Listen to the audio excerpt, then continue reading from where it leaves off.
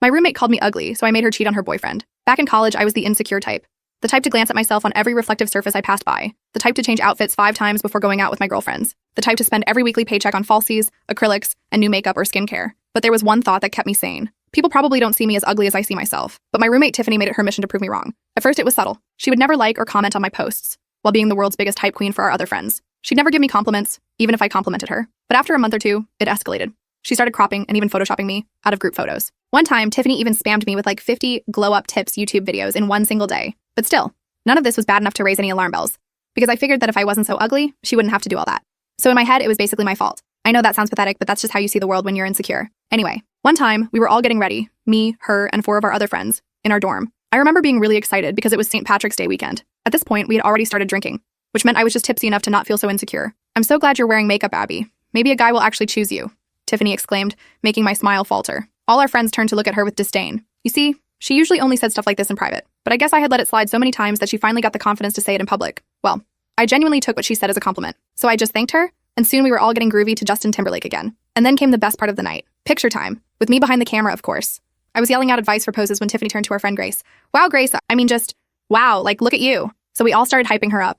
And that's when she said, "Hey, Abby, you look pretty good too." "Wow, thanks, Tiffany." With makeup and from a distance, that is. My mouth was hanging open. Our other friends turned to her with a what the F look on their faces. I felt tears sting my eyes and proceeded to handle the situation how any mature 21-year-old would. I locked myself in the bathroom and cried on the bathroom floor. All I could make out from outside was the sound of angry whispers and murmurs, while Tiffany repeated the words, "I was just being honest," over and over again. By this point, I had already decided that I wasn't going out anymore. So I started washing my face with water, trying to sober up. And that's when my master plan hit me. While they all argued, I downloaded Hinge and made Tiffany a cute little profile. Luckily, she had over 200 posts on her Instagram, so finding photos wasn't hard. I screenshotted the most revealing ones and spent 5 minutes really badly photoshopping her peach. In the midst of this, I could hear my friends banging on the door. "Tiffany doesn't speak for all of us, Abby. F what she thinks, let's go. Get your beautiful A out here." What they said actually made me smile, but I wasn't budging. And after an hour of failed convincing, they finally gave up and left, including Tiffany. Drunk me was filled with unruly levels of chaotic excitement. I made her a realistic but very desperate Hinge profile and set the distance to boys in a 3-mile radius. And without thinking, I spent $50 on a premium Hinge subscription and sent a like to every damn boy on that app.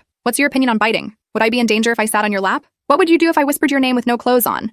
Are some of the tamer opening messages I sent. I even giggled when I saw some of her boyfriend's friends there, because most of them agreed to meet up in F, as long as Tiffany kept it a secret. Other than one friend, who told her he would expose her. I fake begged him not to, and even offered him intimate favors in exchange for his secret keeping. But he said he would anyway. And from there, I cleared all traces of the app on my phone, went to bed, and slept like a baby. I woke up at 4 a.m. to 27 missed calls. None of them were from Tiffany. Our other friends Grace, Patricia, Elizabeth, and Emily had all been trying to reach me. Because little did I know, I had done more than break up Tiffany's relationship. I had ruined her life, and we were both about to pay the price. I can't tell you what happened next in this video.